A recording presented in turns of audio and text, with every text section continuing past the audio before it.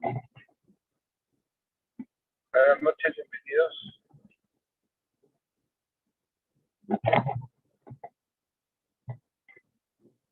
Bueno, el día de hoy nos acompaña el maestro Alfonso Millán, que es un gran amigo, que estudió una maestría en educación básica en la Interplanteles, por las distintas normales, que es donde yo lo conozco. He trabajado con él también en algún momento en educación primaria.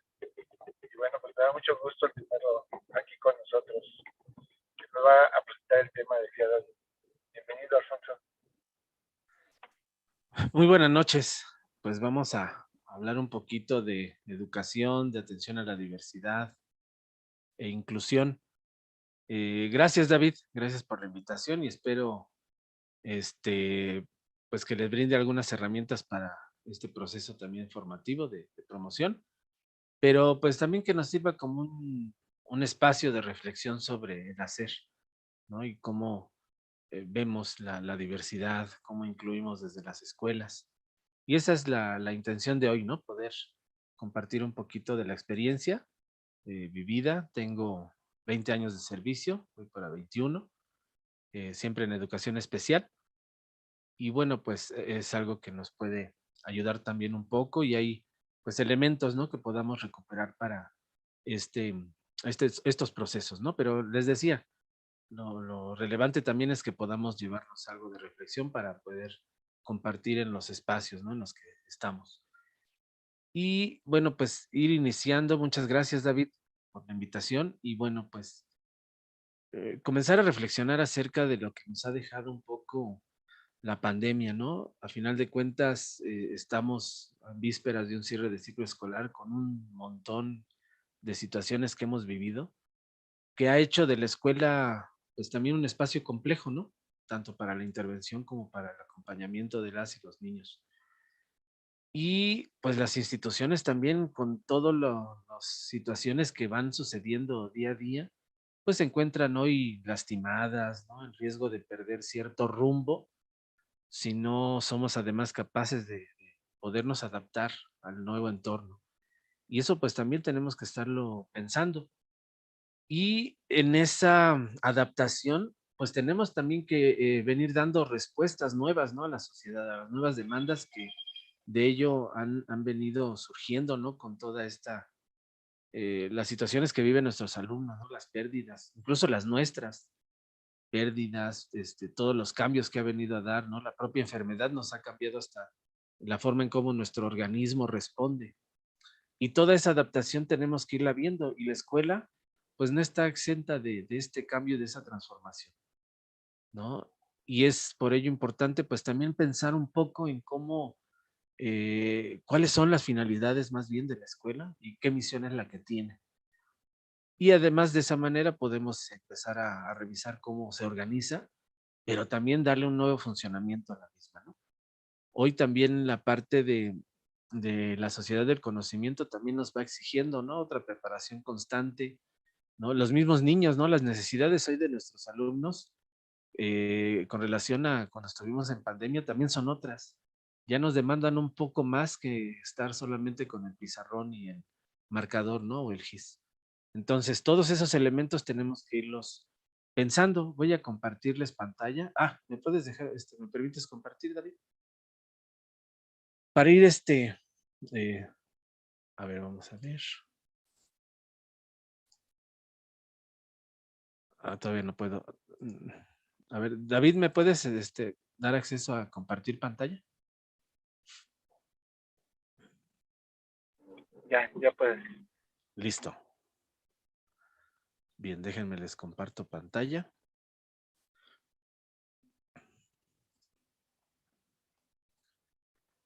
Y aquí está. Bien. Pues el día de hoy, bueno, el tema es educación, inclusión y atención a la diversidad. Y bueno, veníamos platicando que es importante ir reconociendo ciertos elementos. Y bueno, dentro de todos estos cambios, estas transformaciones que son necesarias hoy para la escuela y para además para también el sistema educativo, que estamos en vísperas también de el conocimiento de, no nada más del nuevo programa de estudios, ¿no? ya en algunos espacios se va a ir poniendo en práctica. Y además, la formación que vamos a tener el siguiente ciclo escolar, bueno, también ya es un hecho y va a estar integrada en todos los consejos técnicos. Y bueno, pues se empieza a vislumbrar cómo vamos, pero eh, tenemos que estar conscientes de que nuestro sistema educativo hoy y ya desde hace mucho tiempo está basado en un enfoque de derechos. Eso creo que ya lo sabemos, ya han venido revisando algunos elementos que tienen que ver con la escuela. Y uno de estos, de tantos enfoques de derechos, pues también está direccionado a garantizar el derecho a la educación, que es un elemento hoy también visible en la nueva escuela mexicana. Y que, bueno, hoy lo vamos a platicar un poquito desde la educación básica, pero sabemos ya que el derecho a la educación ya está o se debería de garantizar hasta el nivel licenciatura. Y sobre todo, también cuando hablamos de educación básica, pues también garantizar ese interés superior de la niñez, que son elementos sustantivos también de la práctica y del cuidado de las y los alumnos.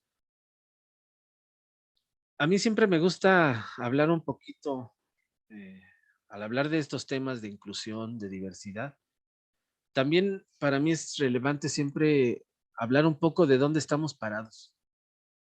Y uno de los temas que vale la pena hoy rescatar también con ustedes, invitar a la reflexión, tiene que ver con la discriminación. Hoy en día seguimos viviendo la discriminación en múltiples formas, ¿sí? Y es importante visibilizarla, como aquí se refiere en el segundo párrafo, ¿no? Esto es de acuerdo a un estudio, la encuesta nacional sobre discriminación, que es la última de 2017. Y esta, bueno, la realiza CONAPRED, la Comisión Nacional de Derechos Humanos, la UNAM, el CONACYT e INEGI. Y ahí nos hacen referencia de que es importante hacer visible la discriminación si queremos también empezar procesos de cambio, ¿sí? Por ello, la necesidad de entonces mencionarla el día de hoy y que tengamos en cuenta que la discriminación es toda distinción, exclusión o restricción que tenga por objeto obstaculizar, restringir o menoscabar el reconocimiento y goce de derechos humanos y libertades, que hoy se encuentran incluidas en todo nuestro marco normativo, ¿no? De educación y que tenemos que siempre estar cuidando. Y este elemento de la discriminación, pues también tiene que estar como parte de la reflexión para entender estos conceptos tanto de atención a la diversidad como de inclusión. Así es que no pierdan de vista esto y por favor, pues compártanlo, váyanlo reflexionando. Y algunos datos que son como para mí interesantes e ir viendo de qué manera estos actos de discriminación a veces los vamos viviendo en la escuela. Y fíjense que en esta diapositiva, ¿no? Si bien nos refleja qué sucede con la población de 18 años, pues lo interesante es que nos habla de los principales motivos por los cuales se discrimina, perdón. Y son 4 que aquí aparecen del lado derecho, ¿no? Que es, por un lado, la forma de vestir o el arreglo personal, el peso o la estatura, la edad y las creencias religiosas. Y esto, pues es algo que vivenciamos dentro de las aulas y ahí es donde se empieza a ver este tipo de situaciones. Incluso desatinadamente, también docentes caemos en este tipo de situaciones que por una situación a veces de desconocimiento, pues nos lleva a cometer algunos actos de exclusión. Y eso también tenemos que tenerlo muy presente. Y estas situaciones que se viven en las aulas, pues también van generando más situaciones que van segregando a las y los alumnos, ¿no? No nada más del acceso a la educación, sino también el hecho de que puedan estar en la escuela y en el aula en una forma de convivencia también que sea sana y agradable, ¿no? Que les permita un aprendizaje relevante. En esta otra lámina podemos ver algunos ámbitos, ¿no? Donde se dese- se- s- podríamos ver cómo se mira la discriminación. Y fíjense que hablando de algunos grupos que son los que son más vulnerados en sus derechos, algunos de ellos y que están aquí en esta lámina, que tiene que ver con las personas con discapacidad o la diversidad, ay, se me fue ahorita el nombre, la diversidad cultural, perdón. Estas dos poblaciones refieren en ámbitos donde existe mayor discriminación y ellos dicen que los servicios médicos, la calle, el transporte público y la familia son los principales ámbitos donde se vive la discriminación. Pero bueno, también aquí entraría la escuela, que me parece que es uno de los ámbitos que también tendríamos que estar mencionando. Y esos aparecen en la población de abajo, que está marcada en azul, donde vemos la diversidad ideológica, el ser mujer, el ser joven o adolescente también es una situación bueno, de las personas que viven con mayores situaciones de exclusión y bueno, también los adultos mayores. Y los principales ámbitos donde se reflejan la discriminación, pues es la calle, el trabajo o la escuela, que es aquí donde les mencionaba, y la familia. Y como vemos, la escuela no se escapa de todos estos ambientes a veces segregadores, excluyentes, incluso discriminatorios, por lo que incluso en la lámina anterior se podía observar. Eso sería por un lado, ¿no? Tener bien en cuenta cómo la discriminación sigue siendo presente y eso también va limitando la participación, la inclusión y esa atención a la diversidad. No se va a dar de la misma manera. Hay otros datos que también me gusta mencionar que son estos indicadores nacionales de la mejora de la educación que se dieron en 2020. Esto fue antes de hecho, estos resultados y este análisis lo hace Mejoredu antes de que fuera la pandemia. De hecho, se sacan de los resultados de 2019-2020, que son las cifras oficiales de todo lo que tiene que ver con estadísticas del sistema educativo nacional. Pues Mejoredu hace este análisis e identifica y nos hace referencia de algunos factores que obstaculizan el acceso a la educación. O sea, ¿cómo vamos a poder garantizar la atención a la diversidad y además que esta atención a la diversidad esté en un ambiente inclusivo cuando estos factores siguen siendo presentes? Y estamos hablando antes de pandemia. Uno de ellos tiene que ver con la pobreza, el otro factor es el bajo ingreso y la marginación. Y estos tres factores incluso en pandemia se agudizaron, incluso fueron mucho más visibles y con mucho más efectos. Entonces es importante considerar todos estos elementos.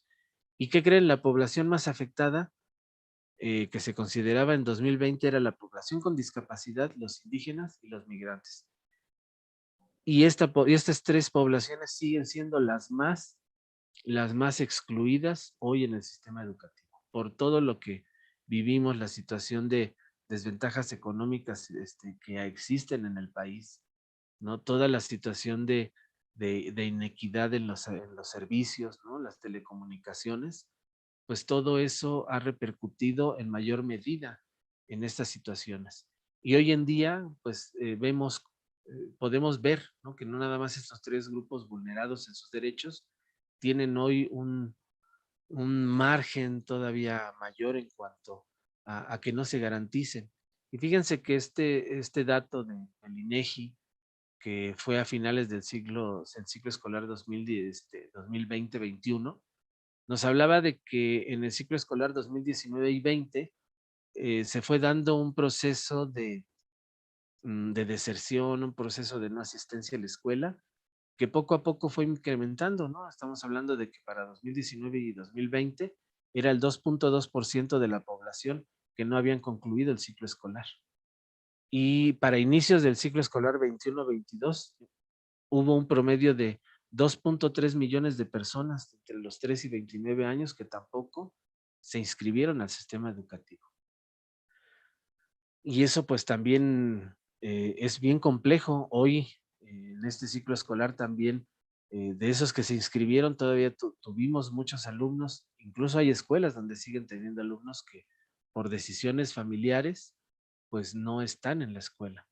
Y eso pues también genera un efecto de exclusión, genera un efecto de no estar o no quedar o quedarse fuera un poco del sistema educativo. Y eso pues es muy complicado. Y miren cómo ha venido evolucionando toda esta problemática.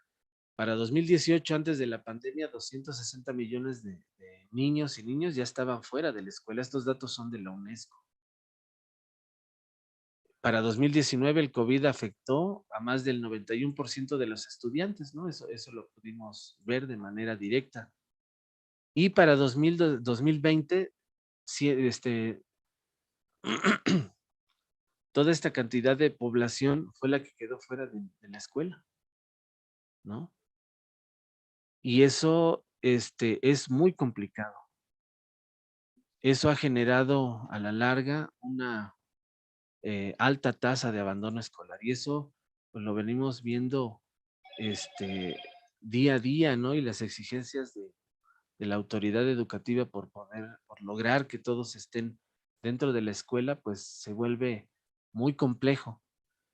Es importante también considerar que nuestro sistema educativo y todas las normas que se vienen presentando, pues tienen un bueno, tienen que ver con lineamientos y acuerdos internacionales, como son la Agenda 2030, que esta nos habla del desarrollo sostenible. Esta Agenda 2030 en lo general tiene tres elementos indispensables, ¿no? Tres ejes, que son el eje de la economía, el eje social y el eje ambiental. Entre el eje de la economía y lo social, pues se busca que todas las acciones que se vayan realizando con todos estos países que son miembros, ¿no? De esta agenda y que buscan una mejoría en cuanto a fortalecer todas las situaciones económicas y todas las desigualdades existentes, pues nos llevan a a incluirlo en todos los sistemas educativos, ¿no? El poder estar a la favor de las personas, el poder garantizar la prosperidad y además brindar atención al planeta, ¿no? Porque ese también es un punto que es necesario ir atendiendo. Y a partir de allí, bueno, pues estas dimensiones de desarrollo sostenible, pues también nos llevan a contemplar algunos elementos en todos esos lineamientos y numerales que fueron dándose, recuperar algunos de ellos, ¿no? En este sentido de poder garantizar y hacer realidad los derechos de las personas, en uno de los puntos como es el 23, se habla de que se tiene que empoderar a las personas. ¿A quiénes? Pues a las niñas, a los jóvenes, a las personas con discapacidad y sobre todo a aquella población que vive en una situación extrema de pobreza. Incluso otro tipo de población como son las personas que viven con VIH, las personas adultas mayores, los pueblos indígenas, los desplazados, los migrantes, los refugiados que existen también en otros países, pues son parte de los derechos que se tienen que ir garantizando.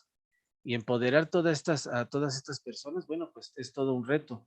Y eso tiene que estar o tiene que verse sobre todo en la parte de la educación y ahí es donde pues nos toca ir formando personas que puedan hacer garante ese derecho. Y bueno, con relación al punto 25, pues también nos habla de que la escuela, eh, más bien todos los gobiernos tienen que proporcionar educación de calidad y además tiene que ser esta inclusiva e igualitaria y se tiene que manifestar en todos los niveles, tanto en la enseñanza preescolar, primaria, secundaria, en algunos lugares es terciaria y formación técnica y profesional. Y uno de los grandes retos que esto implica para cuando hablamos de la atención a la diversidad es que todas las personas estén incluidas, ¿no? Personas con discapacidad, migrantes, pueblos indígenas, niños y jóvenes, pero sobre todo también aquella población que se encuentra en alguna situación de vulnerabilidad. Y la vulnerabilidad hoy económica, incluso hasta de los recursos tecnológicos, pues también es eh, una población que requiere de esa atención.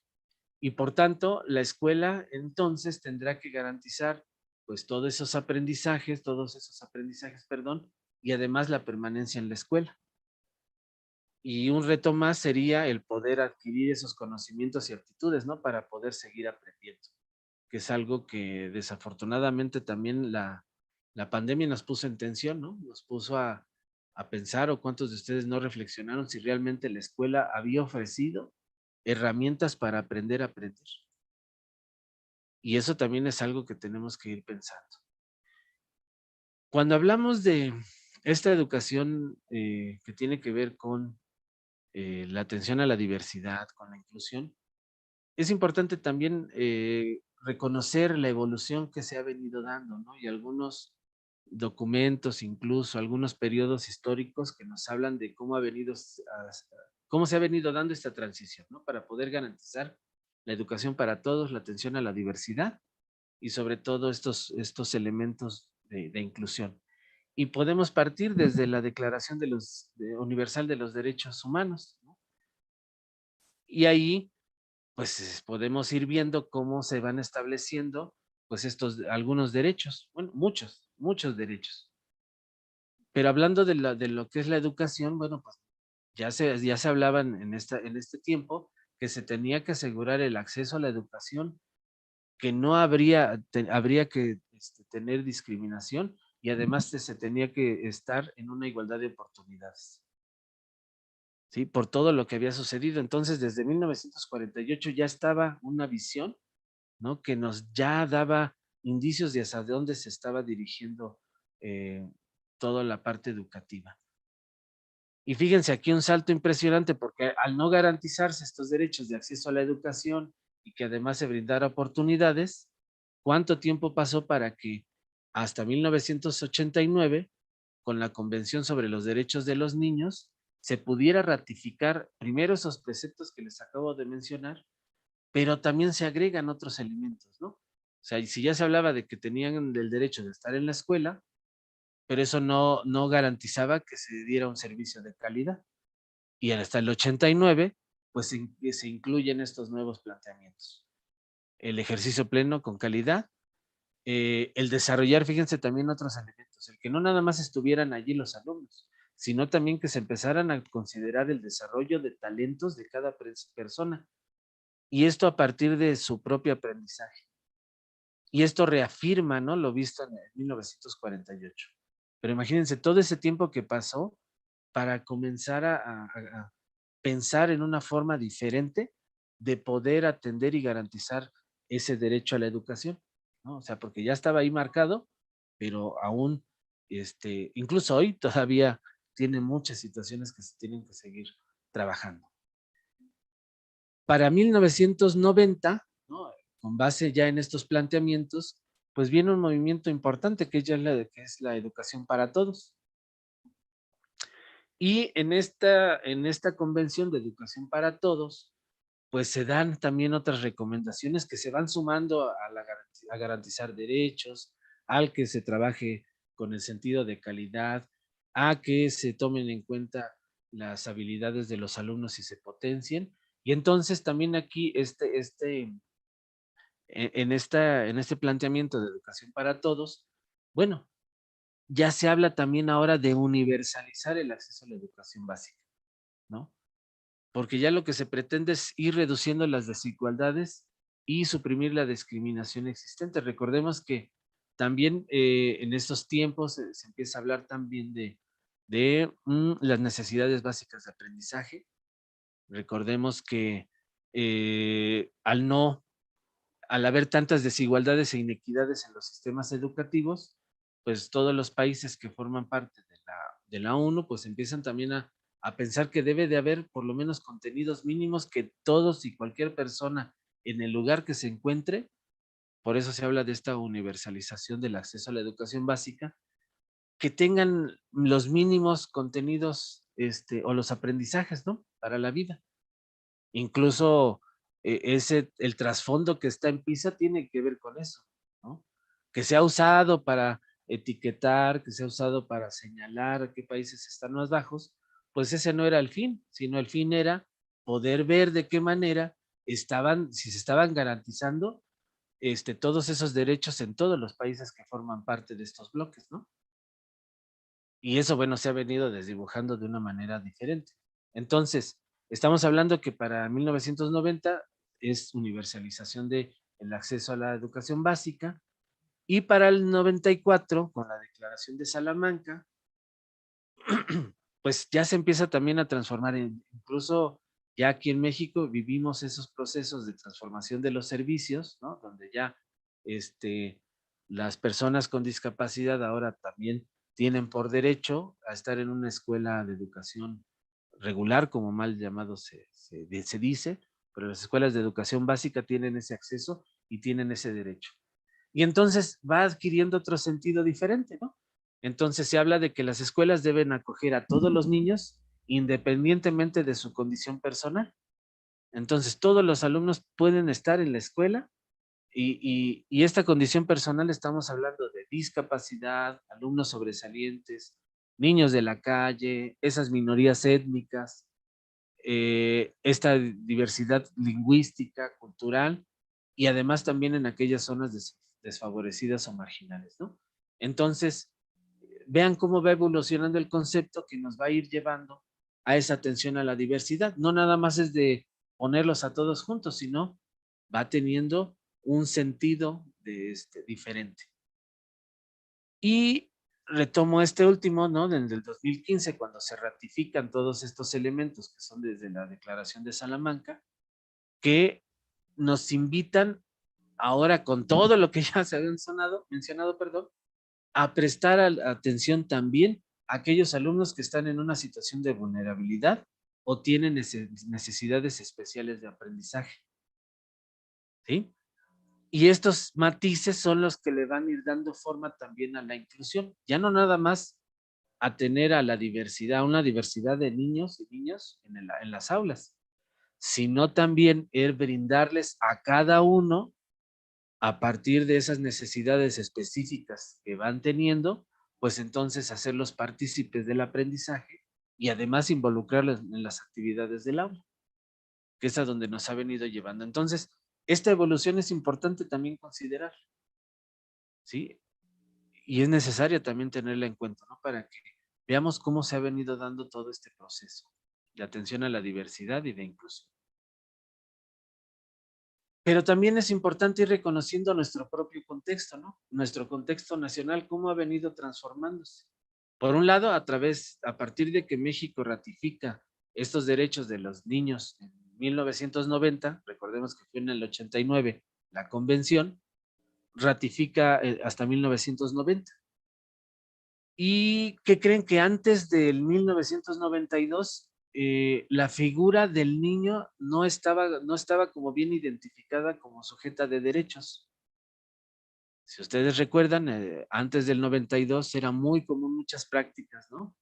Aquí no le tocó, y bueno, para quienes también nos están escuchando, los jóvenes, maestros jóvenes, pero a sus papás, a sus abuelos, que era común el borradorazo, el gizazo, y una serie de castigos, ¿no? Las orejas del burro, el que te pusieran allá en el rincón, ¿no? A mí me tocó también pasar por esos procesos que eran culturalmente bien vistos y que no necesariamente nos ayudaban a un buen resultado, ¿no? Educativo. Hoy sabemos que todas estas situaciones de maltrato y abuso, pues tienen un efecto también a largo plazo.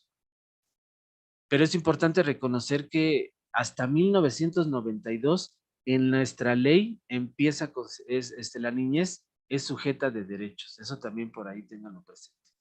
Y fíjense el salto tan impresionante. De 1992 hasta 2014 se da una ley federal para la protección de niñas, jóvenes y adolescentes. Y en ese tiempo, todos o muchos de los que estamos aquí recordaremos que empieza una campaña impresionante de la protección de los derechos de los niños. Y en las escuelas fue también bastante complicada esa transición, porque todavía muchos siguen, además todavía hoy en día muchos siguen viviendo con esos anhelos de esas situaciones de cómo poder educar, ¿no? Que lo siguen pensando, ya no lo aplican, pero lo piensan. Pero también se dieron muchas situaciones de demandas en ese tiempo. Y que hoy también siguen ocurriendo, ¿eh? Pero muchas de las situaciones por esa situación, cuando decíamos hace rato, ¿se acuerdan de la definición de discriminación? Era por acción o omisión.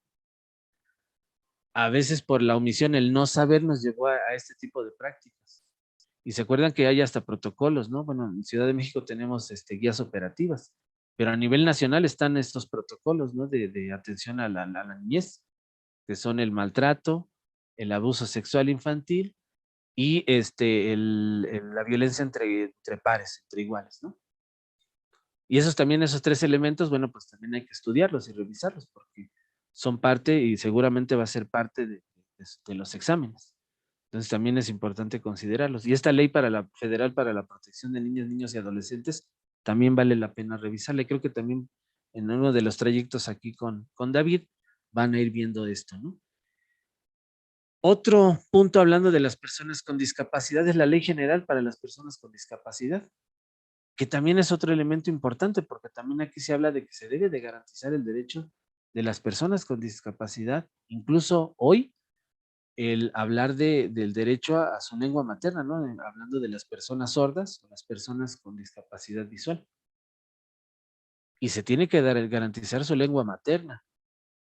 Entonces, eso también nos obliga a nosotros, si estamos hablando de una atención a la diversidad, pues también prepararnos, ¿no? Para poder utilizar la lengua de señas, el braille, ¿no? Como algunos de los elementos para poder garantizar este derecho a la educación.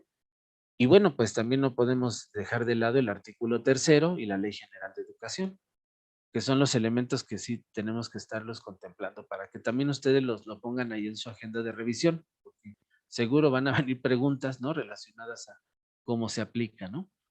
En la parte práctica. Y bueno, no puse todos los artículos, bueno, todos los elementos del artículo 3º y de la Ley General de Educación, pero sí retomé algunos que tienen que ver con la atención a la diversidad, la inclusión, la educación. En el artículo derecho, o sea, digo, del artículo 3º no podemos olvidar el derecho a la educación, que con eso casi va iniciando, ¿no? En los párrafos. Pero también el considerar que este derecho a la educación, pues también tiene un fin, ¿no? Combatir todas aquellas desigualdades, esa inequidad existente en el sistema educativo. Y además garantizar también el acceso, pero no nada más que pasen por pasar los alumnos. Hablábamos de educación de calidad, sino que ese acceso sea con los aprendizajes necesarios para poder seguir aprendiendo, ¿no?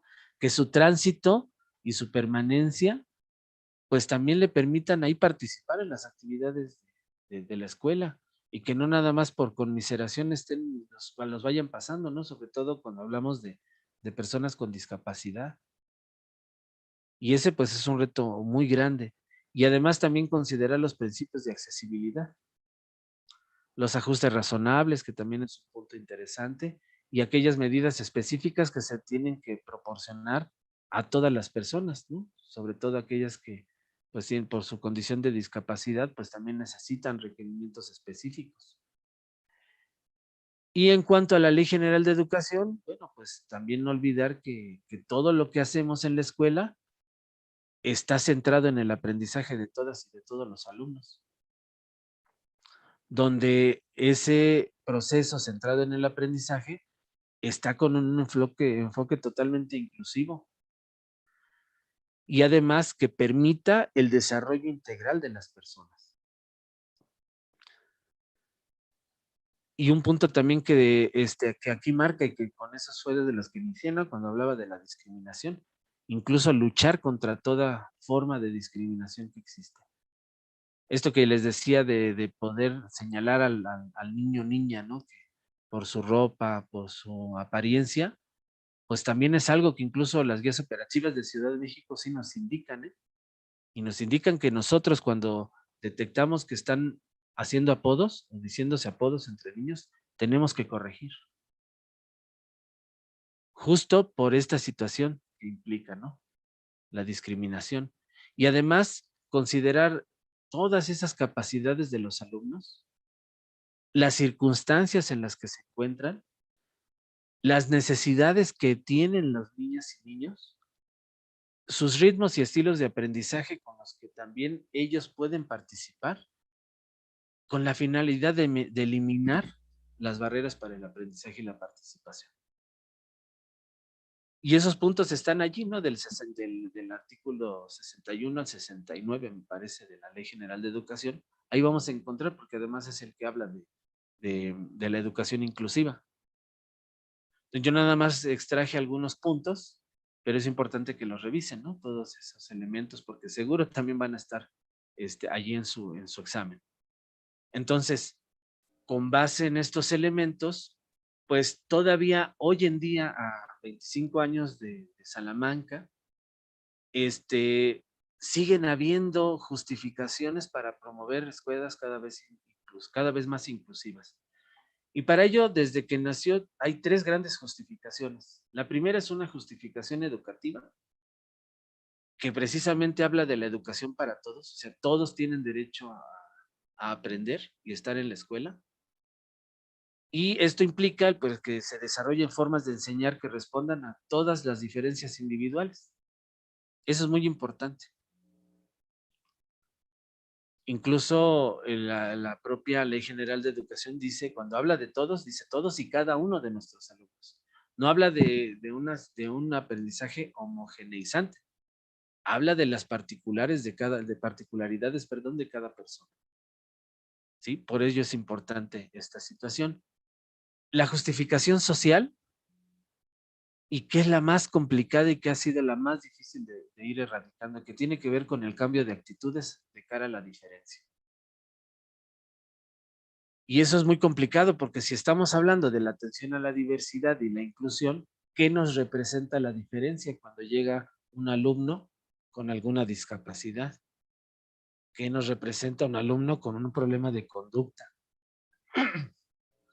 ¿Qué nos representa cuando llega un niño hablante de su lengua materna? Y no nada más hablo de las personas indígenas, hablo hasta de los migrantes, ¿no? Entonces, ¿cómo hablamos de atención a la diversidad si no aceptamos la diversidad? ¿Y cómo hablamos de inclusión si desde que cómo recibimos a la diversidad, qué actitudes mostramos para recibirlos? Desde ahí ya hay un problema. Y entonces el cambiar las actitudes, de acuerdo a los planteamientos de la Declaración de Salamanca, bueno, pues serían la base para ir generando una sociedad tanto más justa, pero también menos discriminatoria, o no discriminatoria, que sería el ideal. Entonces, también por eso es muy importante, si hablamos de diversidad, el respeto a la diversidad que se debe de tener, ¿no? Y otro punto que a lo mejor es el más complejo, difícil también, tiene que ver con la justificación económica, ¿no? Porque otra de las realidades que hay es que es más barato tener a todos juntos. El tener escuelas donde hay, bueno, escuelas especializadas o escuelas de educación especial sale muy caro, ¿no? Y eso pues también implica un gran reto al sistema educativo, ¿no? Porque tenemos hoy por derecho brindarle atención a cualquier niño que llegue a la escuela. Y cualquiera no es de forma despectiva, sino por cualquier condición que esté a la escuela. La escuela no puede limitarse ese derecho ni restringir ese derecho a que esté en la escuela. Entonces ahí también es algo que nos debe de llevar a la reflexión de cómo estamos implementando prácticas. Yo les digo, soy de educación especial, ¿no? Soy directivo de servicios de educación especial aquí en Ciudad de México. Y justo es esa parte, ¿no? Cómo poder ir generando espacios cada vez más inclusivos, ¿no? Generando esa concientización de poder aceptar a todos los niños. Y entonces podemos ir hablando o mencionando estos tres elementos que ya fuimos platicándonos, ¿no? La educación tiene que ser vista como un bien común, ¿no? Un bien común porque es un espacio donde todos podemos aprender. Y además pues, donde podemos desarrollarnos como personas. El primer espacio es la familia. Y hoy muchas familias están rotas, están mal, o están transformándose también, adaptándose a estas nuevas formas, a estos nuevos cambios, ¿no? Aquellas familias que vivieron pérdidas de varios integrantes, hoy se tienen que organizar de una manera diferente. Y la escuela como segundo espacio socializador, pues también tiene un papel muy importante. Por ello, la importancia de la educación como bien común. Y eso, bueno, pues lo dice Rosa Blanco. Y entonces, si la estamos viendo como un bien común, nos va a permitir ir pensando una escuela donde se apoya a todos, donde se garantiza que todos estemos juntos y empecemos a desarrollarnos y a cuidarnos como personas, ¿no? Y ahí entran varios elementos que también van a ir viendo en este trayecto también formativo, ¿no? Como es la colaboración y otros elementos. Y si estamos hablando de que la educación es un bien común y además es algo humano, pues tenemos que pensar entonces en la atención a la diversidad. Y la atención a la diversidad, como dice aquí, es un principio, ¿no?, que debe regir a toda la enseñanza básica, porque es un espacio donde se deben de considerar todas las características y necesidades de las personas que están en ese espacio.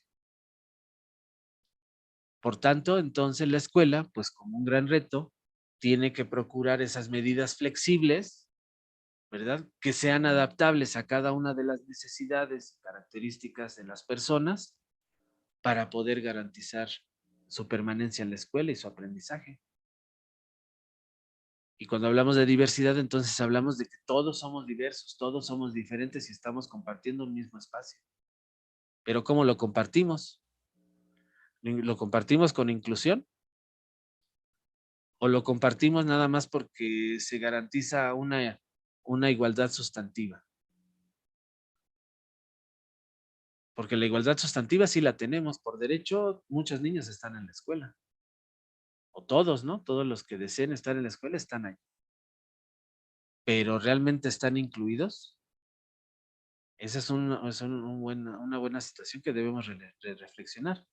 Y entonces la inclusión pues implica que todas las niñas y niños de cualquier de cualquier comunidad, pues sin importar todas esas diferencias que dijimos, toda esa condición personal, todas esas situaciones sociales, culturales, económicas, políticas, las que ustedes piensen, pues puedan aprender juntos.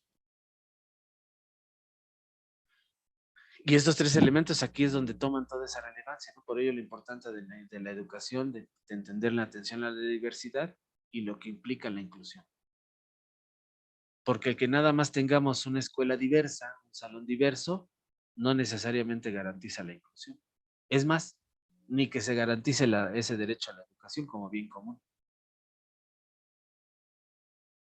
Y ahí es donde se van complicando ciertas cosas, ¿no? Y además, bueno, retomo algunos de los muchos elementos que menciona la nueva escuela mexicana, ¿no? Y luego aquí en esta casita, ¿no? Abajo, pues yo pienso en esa calidad en la enseñanza, que es lo que venimos ahorita platicando, pero también en esa formación integral que debe de ser los cimientos, ¿no? Del alumno. Y en este botiquín que aquí les pongo, pues sobre todo promover aprendizajes que sean de excelencia, en un ambiente inclusivo, pluricultural, ahí se me fue una ahí, colaborativo y además que sea equitativo en todo su trayecto formativo. Y entonces, bueno, pues si hablamos del techo, pues tiene que ser el derecho de garantizar ese derecho a la educación y además con dignidad. Por eso lo pongo en los muros, ¿no? La dignidad también como un elemento que va a ayudar a las personas a fortalecerse, no nada más en lo educativo, sino también como personas, ¿no? Para que puedan empoderarse, para que puedan ser resilientes. Y eso lo tenemos que ir construyendo de esa manera, ¿no? Por eso ponía hay mucho más elementos de la nueva escuela mexicana, pero me llamaron la atención estos, ¿no? Por el tema que hoy estamos abordando. Y entonces tenemos que ir pensando, cómo cada escuela se va encaminando a la inclusión, porque además la inclusión sigue habiendo conceptos y nos digan que la inclusión, muchos conceptos que busquemos de inclusión hablan de que la inclusión es un proceso. Y así lo vamos a encontrar en muchos textos. ¿Y hasta cuándo va a dejar de ser un proceso? Dejaría de ser un proceso hasta que superemos esas condiciones, normas, actitudes y esas omisiones que a veces hacemos, ¿no? que lo que desafortunadamente hacen o llevan es a restringir y obstaculizar el acceso a la escuela, su permanencia también en ella, el aprendizaje, a veces de verdad que es muy complicado esa parte y la participación. Y con ello les pongo, cuando voy a las escuelas, les pongo ese ejemplo. Los niños cuando, ustedes sabían que el año pasado, en Comipems, desde el año pasado les permitieron que cuando hacían su registro, los chicos para hacer su examen, les preguntaban si tenían alguna condición o si no sabían leer y escribir. Porque a partir del año pasado les pusieron un monitor para poderles apoyar en la lectura. Pero ustedes creen que aquel alumno que pasó sin llevarse conocimientos, aquellos que no aprendieron, aquellos que estuvieron en esa permanencia nada más pasando por conmiseración, ¿creen que aún con ese apoyo van a lograr responder un examen de manera efectiva? Seguramente están pensando en que no. Y entonces, ¿qué viene haciendo la escuela para garantizar el aprendizaje? También tenemos que ir separándonos de la idea que aquel niño que no lee y aprende, que no lee y escribe, no aprende. Para que entonces podamos enfocarnos en garantizar el aprendizaje de los contenidos curriculares, pero también acompañar su proceso de lectura y escritura, que son dos puntos diferentes y que difícilmente la escuela reconoce, ¿no? Se da cuenta de ello. Y bueno, también tenemos que empezar, si hablamos de inclusión, también tenemos que reconocer que la educación inclusiva no es sinónimo de educación especial. La educación inclusiva promueve el derecho de todos los estudiantes a recibir educación de calidad con equidad, incluidos los alumnos que atienden educación especial, ¿no? Si estamos hablando de USAER, si estamos hablando de la SODEI, esos alumnos que atienden el servicio de educación especial son de la escuela y son de todos, no es el alumno del maestro especialista, del maestro de apoyo, es el alumno de la escuela. Y entonces la educación especial, ¿cuál es su papel? Pues de ofrecer atención en ese marco de educación inclusiva. ¿A quiénes? Pues para esos estudiantes que enfrentan alguna barrera para el aprendizaje y la participación, y en algunos casos por la propia condición, ¿no? Cuando estamos hablando de requerimientos específicos. Y ahí podemos hablar de la población con discapacidad, los alumnos sobresalientes o talentos específicos. Incluso aquellos alumnos que se les dificulta, ¿no?, desarrollar todas esas competencias del currículo. Y entonces podemos hablar de esa educación para todos, en ese marco de atención a la diversidad, pero bajo el enfoque inclusivo, ¿no? Y si hablamos de inclusión, entonces no podemos decir es el alumno de la USAER o de la UDI. Es un alumno de la escuela que con el apoyo de todos esos actores educativos, pues podemos ofrecerle realmente una educación de calidad al alumno.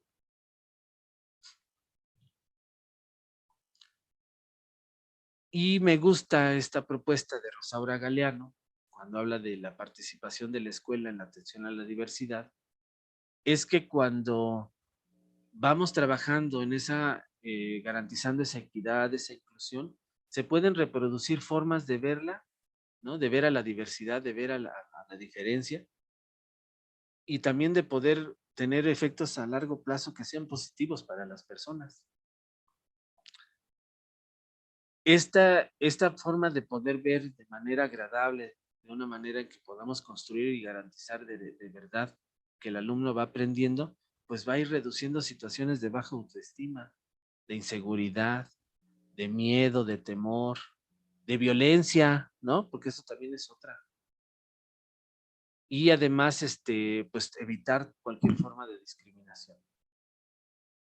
Y además con eso vamos a evitar también en esa cascada, pues descalificaciones, que a veces, y también hay estudios que dicen que el propio docente las propicia, ¿no? Entonces eso también hay que estarlo considerando. Y miren, con relación cuando todo esto no se da, cuando esto no se da de manera positiva, cuando no se da de manera agradable, cuando no se garantizan estos derechos de las personas, y además se les empodera, se les forma en resiliencia, entonces va a tener efectos. Los efectos de la discriminación son estos, y esto lo dice CONAPRED en 2010, ¿no? La persona que si no se siente segura de sus derechos, donde una persona ha sido violentada, donde ha sido estigmatizada, pues va a sentir pérdida de derechos. No, es más, hay personas que si ustedes conocen, no se sienten dignos de derechos. Y eso es muy grave. Y entonces también se genera desigualdad para acceder a ellos, ¿no? Y lo vemos, de por sí tenemos un sistema, ¿no? Un sistema jurídico que es inequitativo, desigual, pues cuando las personas sienten que no son dignos de garantizar sus derechos, pues menos a acceder a ellos, a buscarlos. Y eso en muchas personas les genera aislamiento. Y ahí es donde hay muchos problemas, porque entonces aprenden a vivir con violencia y ser violentados. Y desafortunadamente ya últimamente hemos visto los extremos, a perder la vida. O se la quitan o se las quitan. Y eso también es parte de todo esto, ¿no? De cuando hablamos de atención a la diversidad e inclusión, debemos de pensar cuando esto no se da, estos efectos sí se pueden generar. Y desafortunadamente no pensamos a largo plazo qué pasa con las personas, ¿no? Y eso es complicado y estos son los resultados desafortunados que existen. Y bueno, es importante recordar, ¿no? Ya lo mencioné hace ratito, los efectos de la socialización primaria como un factor influyente que es la familia, pero no olvidar que la escuela también está para formar, ¿no? Cuando hablamos de socialización primaria y secundaria, hablamos de estos autores, Berger y Lugman, cuando hablan de que la escuela es el segundo espacio formador. Nos debemos de veras de quitar de la idea de que la educación viene de casa, ¿no? Sí, o debería de ser lo correcto. Pero la escuela también forma y la escuela también es un espacio de socialización. Entonces la escuela también educa, no nada más se dedica a dar contenidos. Y esa idea también tenemos que alejarnos, ¿no? De esa idea de que muchos docentes tienen de que la escuela no le corresponde esa parte. ¿Por qué es importante? Porque entonces la escuela le va a permitir al alumno el desarrollar su identidad, la identidad propia con los otros, que a veces también la va propiciando los padres o la familia, y después la escuela, ¿no? Por ello es importante también considerar esto, ¿no? La importancia y el papel que tiene la escuela en el desarrollo de la identidad de las personas. Porque si no desarrollamos una buena identidad, entonces condenamos a las personas al fracaso. Y sobre todo más de aquellas personas que viven en una situación de vulnerabilidad. Y hoy ya no nada más es la discapacidad, ¿eh?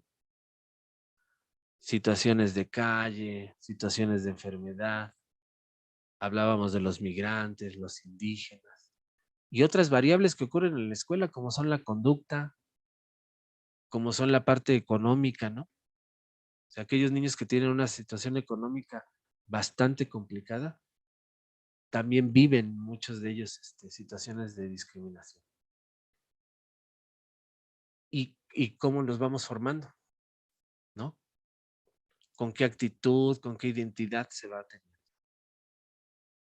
Y bueno, Alicia Molina, en un libro que se llama Todo significa todos, me gusta que ella toma y dice, ¿no? Que la escuela debe de ser un lugar seguro donde todos podemos empezar de nuevo. Y yo le atribuí este pequeño este, elemento, cimientos de la inclusión. Y entonces ella dice que para poder ir garantizando esa atención a la diversidad, esa inclusión, pues tenemos que promover la participación activa de todos. Y también nos dice, pero principalmente de aquellos que requieren más apoyo. ¿Eso qué nos va a ayudar? Pues a que los alumnos pongan en juego lo que saben hacer. Y además ponerlos además en situaciones donde sí pueden hacer cosas, ¿no? Regularmente los ponemos en lo que los que más les dificulta. Entonces tenemos que cambiar la dinámica.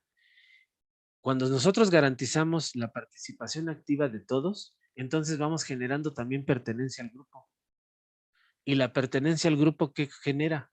Que haya apoyo mutuo, que haya solidaridad, que haya respeto. Y además que los otros reconozcan lo que sabe hacer o no puede hacer cierto alumno. Pero además le ayudan. Y si además generamos ya esa pertenencia, si hay algún alumno que participa, un alumno que ya se siente parte del grupo, no se siente excluido, entonces le vamos a propiciar la aceptación de su propia identidad. Que sepa cuáles son sus limitaciones, pero también que se reconozca qué sí puede hacer. Y entonces las personas se saben qué pueden hacer y se sienten seguros. Y volvemos a hablar de la diversidad, de la atención a la diversidad y de la inclusión. ¿Se dan cuenta? O sea, no podemos hablar de atención a la diversidad si no hay inclusión. Porque si no diríamos, hay una diversidad de personas en el salón, pero realmente se les atiende a esa diversidad, se les brinda lo que necesitan. Y bueno, algunos puntos que podemos también ahorita retomar, y ya lo hablaremos en otra charla, nos veremos en agosto, cuando hablemos de las barreras para el aprendizaje y la participación. Pero es importante, ¿no? Que las barreras para el aprendizaje y la participación se generan en la interacción de los contextos. No es la condición personal del alumno, es cómo el contexto le favorece o le limita su participación en cualquier aspecto de la vida. Y a veces son enfatizadas por las actitudes, la cultura, esos sesgos de información. El no saber también genera desafortunadamente esta exclusión. Y retomar que el papel de la nueva escuela mexicana pues es garantizar la inclusión de todos los alumnos, ¿no? Considerando esos principios de igualdad y de equidad. Y por ejemplo, el artículo 61 de la Ley General de Educación pues refiere que la educación inclusiva es ese conjunto de acciones que están orientadas a identificar, a prevenir y reducir las barreras que limitan su acceso, permanencia, participación, aprendizaje. ¿De quién? Pues de todos los educandos.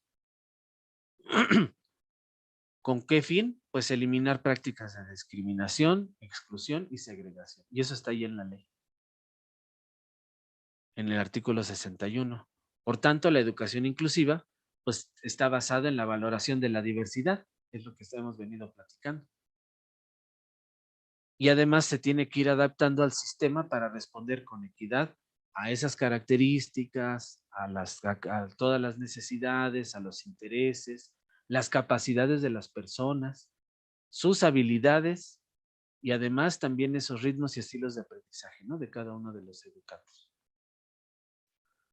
Entonces también esta parte también rescátenla porque son elementos que seguro van a encontrar, ¿no? En estas evaluaciones. Y bueno, pues cuando hablamos y reiteramos, cuando hablamos de una escuela inclusiva, pues la escuela inclusiva es aquella que va a implementar acciones que estén orientadas a lo que ya mencioné ahorita. Identificar, prevenir, reducir barreras que limitan el acceso y la permanencia y aprendizaje de todos los alumnos. Pero no basta con ello, ¿no? Que implemente acciones, sino también tiene que ser consciente de eliminar prácticas. ¿Cuáles prácticas? Pues prácticas de discriminación, de exclusión y segregación, donde se tiene que valorar la diversidad de alumnos, ¿no? Con todas las características que ya fuimos mencionando. Y una escuela además que puede lograr esto es aquella que desde inicio está organizada, planifica, establece metas comunes y evalúa, respondiendo a la equidad y características de todos, ¿no? Y eso también aparece en la Ley General de Educación, que es ahorita más o menos se desglosa un poco más. Por tanto, la UNESCO también refiere que la escuela inclusiva debería de identificar cuando empezamos a hacer, incluso eso tendría que ser parte desde el mismo diagnóstico, y a veces o pocas veces se hace. O sea, no nada más hablar de las necesidades de los contenidos, de los requerimientos curriculares que tienen los alumnos, sino también hablar de cómo es inclusiva la escuela, para ver si realmente está garantizando que esa atención a la diversidad se refleje en esa inclusión. Y entonces, la escuela tendría que identificar quién está incluido, quiénes están segregados y quiénes están excluidos de la escolaridad. Y además tendría que evaluarse la escuela también, ¿no? Si es un lugar acogedor y si ofrece apoyo a todos sus alumnos. Porque además esos dos elementos, lugares acogedores y que ofrecen apoyo, son características que la UNESCO dice que son las de las escuelas altamente inclusivas. Y yo creo que si nada más nos hiciéramos estas preguntas en un consejo técnico, empezaríamos a mirar diferente, ¿no? ¿Qué tanto estamos realmente garantizando, primero, el derecho a la educación, ¿no? Con esa calidad y además bajo los principios de inclusión y equidad. No nada más del derecho sustantivo, porque ese ya lo tienen todos. Todos tienen por derecho estar en la escuela, pero realmente están incluidos, es lo que tendríamos que analizar. Y bueno, pues la escuela tiene que estarse preparando, ¿no? Y organizando para dar respuesta a la población, a esa población que perdió comunicación con la escuela. Y ese es el nuevo reto también que tenemos, ¿no? Sin embargo, si no se consideran todos estos elementos que ya mencionamos ahorita, pues entonces va a haber graves problemas, ¿no? Para las situaciones que van a continuar segregando a la población. La población que hoy en día no se presentó a la escuela por la decisión de las familias, o aquellas porque por las circunstancias económicas que tuvieron, yo espero que en algún momento se vuelvan a integrar a la escuela. Y cuando se integren, ¿qué les vamos a ofrecer? Ese me parece que es un buen planteamiento que también tendríamos que ir haciendo.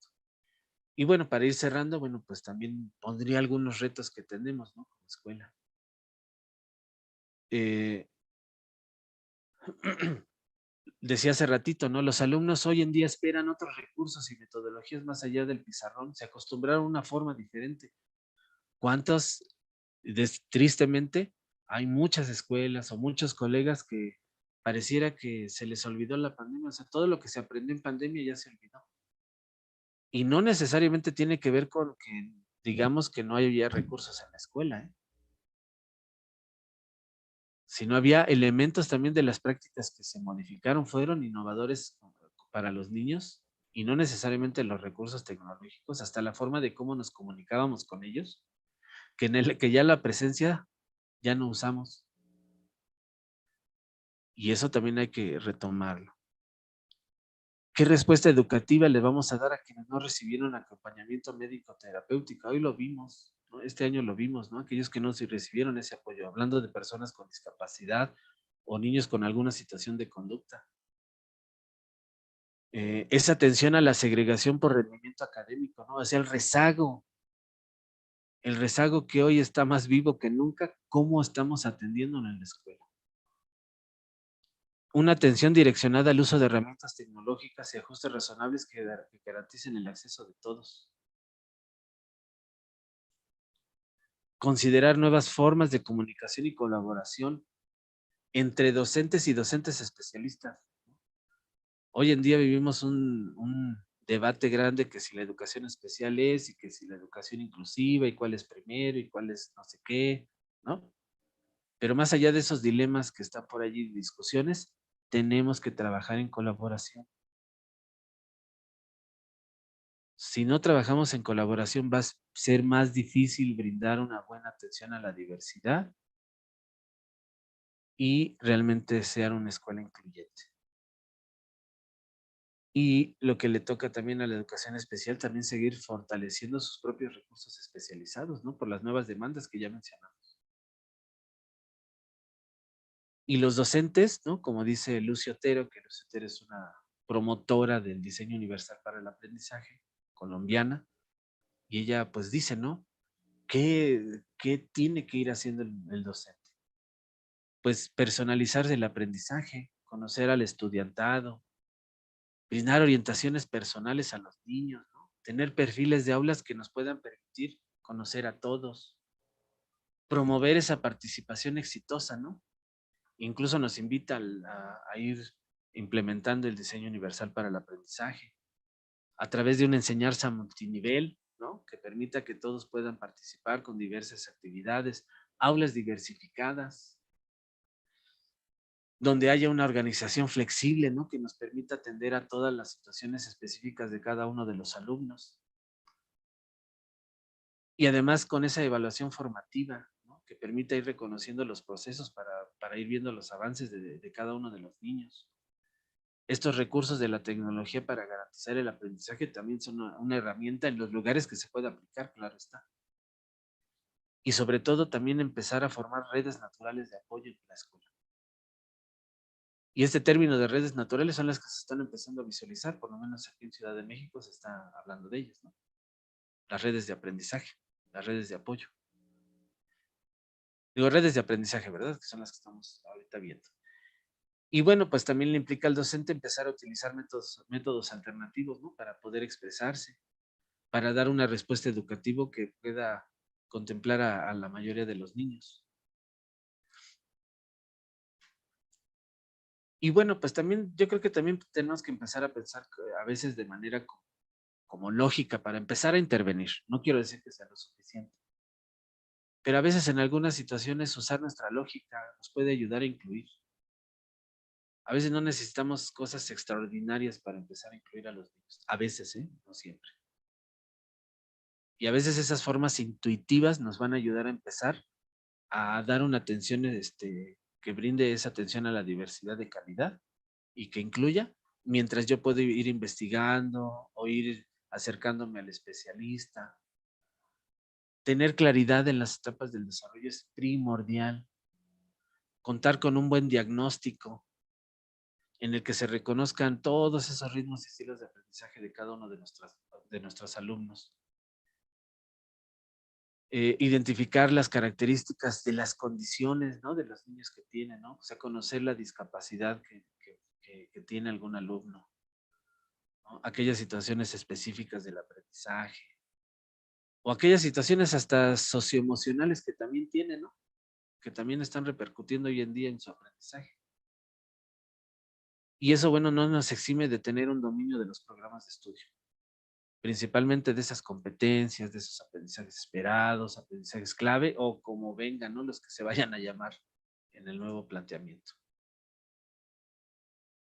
Importante también planificar considerando situaciones de aprendizaje acordes a las características de los alumnos, ¿no? Y ahí podemos utilizar muchas metodologías, ¿no? Hoy los ABP y muchas cosas como esas que promueve siempre David también. Es importante también conocerlas. Esa capacidad creativa, ¿no? Para el diseño de material didáctico. También tenemos que empezar a usar nuestra creatividad. Y eso también nos va a ayudar para muchas cosas. Pensamiento flexible para la evaluación de los alumnos, entre otras, ¿no? Muchas cosas más que podemos hacer para justo pensar en una buena atención a la diversidad bajo el marco de inclusión, ¿no? Y bueno, un elemento pues puede ser el diseño universal para el aprendizaje, ¿no? Que nos puede ayudar a hacer muchas cosas. Y bueno, pues con eso cerraría esta parte, David. Voy a dejar de compartir.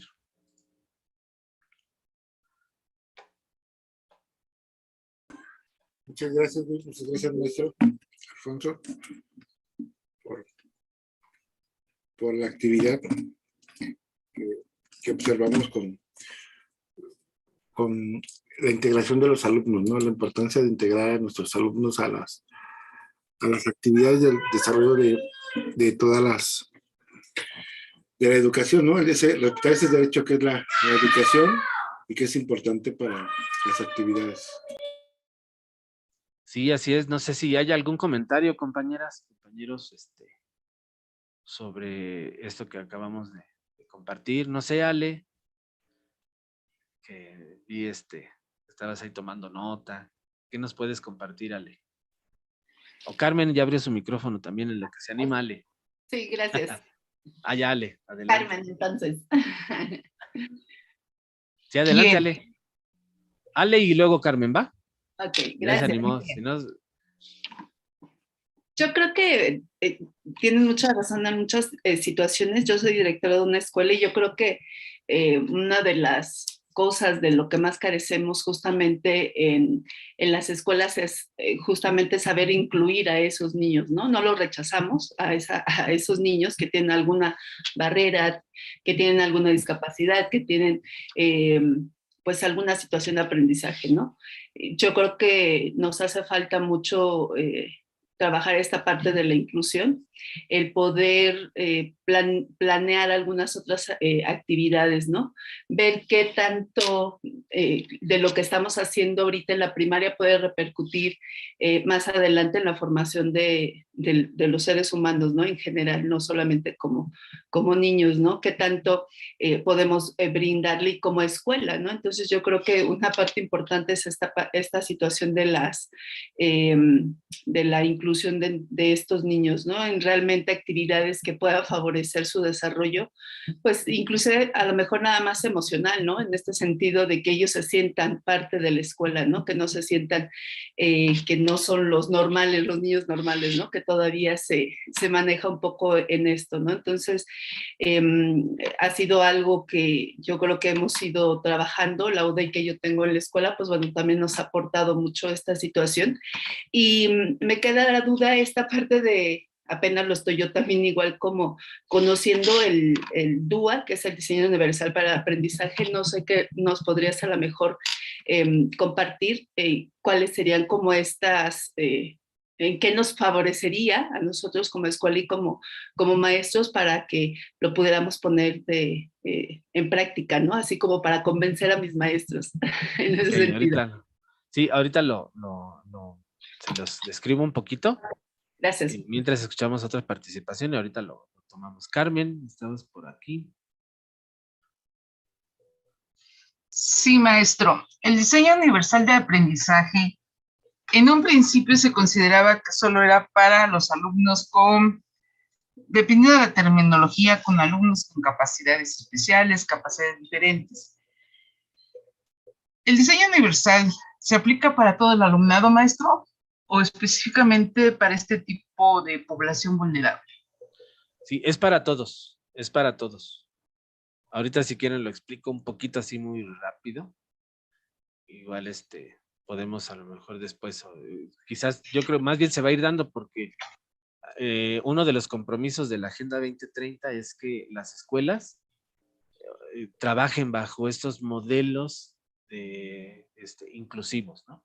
Y uno de ellos, este marco del diseño universal para el aprendizaje, es uno de ellos. Hay más, pero ese ha sido como el más bondadoso. Ahorita se los comparto. No sé si haya algún otro comentario, Carmen. Sí, lo vamos a ir transversalizando. Bien, el diseño universal para el aprendizaje, ¿cómo lo puedo trabajar con la neurocognición? Ok. Sí, ahorita le vamos dando respuesta. ¿Les parece entonces si hablamos un poquito del diseño universal? Correcto, maestro. Ok, y ahí yo creo que sí podemos ir viendo alguna duda. Bueno, el diseño universal para el aprendizaje tiene un punto de referencia. Bueno, primero ahorita vamos a hablar. El objetivo de este marco de trabajo es poder facilitar a los estudiantes con discapacidad en este caso y todo el alumnado el acceso al currículum general, ¿no? O sea, si bien es cierto, fue pensado en un principio para las personas con discapacidad, es común a todos. Eso también es un elemento importante. Este diseño universal para el aprendizaje, incluso el diseño universal, porque es el primer término, y ahí viene en el tercer punto, dice, el término DUA proviene del concepto diseño universal, utilizado desde, incluso antes del 1980. Un arquitecto por allí empezó a pensar en que todos los espacios deberían de ser accesibles para todos. ¿Sí? Y entonces empezaron a organizarse y empezar a construir leyes y normativas que regularan que todas las construcciones fueran accesibles para todos. ¿Sí? O sea, cualquier persona que llegara a un edificio, a algún inmueble, tuviera acceso. En el caso que no se pudiera lograr ese acceso, pues entonces se tenían que hacer algunas adaptaciones, llamados ajustes razonables, que implicaran menor carga económica para las personas usuarias, ¿no? O para este acceso. Así surge, ¿no? Esta parte del diseño universal. Y entonces, hoy incluso en México también tenemos principios de diseño universal, que tanto construcciones, incluso espacios públicos, sean accesibles. Y los podemos ver, por ejemplo, en los corredores de Reforma o Insurgentes. Están las calles construidas ya bajo el diseño universal, porque es una norma. No es una dádiva del gobierno, eso también lo aclaro. O sea, no crean que es por buena onda, no, porque deben de cumplir con una ley. ¿Cuál es, dónde vemos esa accesibilidad? En los semáforos. Hay, está el sonido, ¿no? Incluso la tonalidad, ¿no? Incluso hasta figuras, ¿no? Para las personas sordas, que nos indican hasta que tienen que correr, ¿no? Ya cuando se va a cambiar el semáforo. Todos esos elementos son accesibilidad, diseño, son parte del diseño universal. Por lo tanto, como se empieza a trabajar esto y se empiezan a hacer leyes, pues también algunos pedagogos, investigadores dicen, bueno, esto también se puede llevar a la escuela. El diseño universal también puede ser parte de la escuela. Y entonces, uno de los recursos, y que viene en el punto 2, fue el apoyo de la tecnología, porque además nacen los países con mayores posibilidades, ¿no? Entonces, empiezan a integrar la tecnología para poder ayudar a hacer accesible el currículum a todos los alumnos. Y el apoyo sobre esas herramientas fue como empieza o donde nace el diseño universal para el aprendizaje, a partir de los recursos tecnológicos, ¿sí? Para poder apoyarse. Y ahí también un sinfín de herramientas, como aquí se refieren, como son correctores ortográficos, software para poder, que tienen voz, incluso hoy son más accesibles, incluso hasta nuestros teléfonos lo tienen, porque además nuestros teléfonos están bajo el diseño universal. Se supone que la ley dice que todos los bienes y servicios tienen que ser accesibles a la mayor cantidad de usuarios posible. Y debe de implicar una menor carga de un apoyo adicional, de un recurso que tenga que pagar.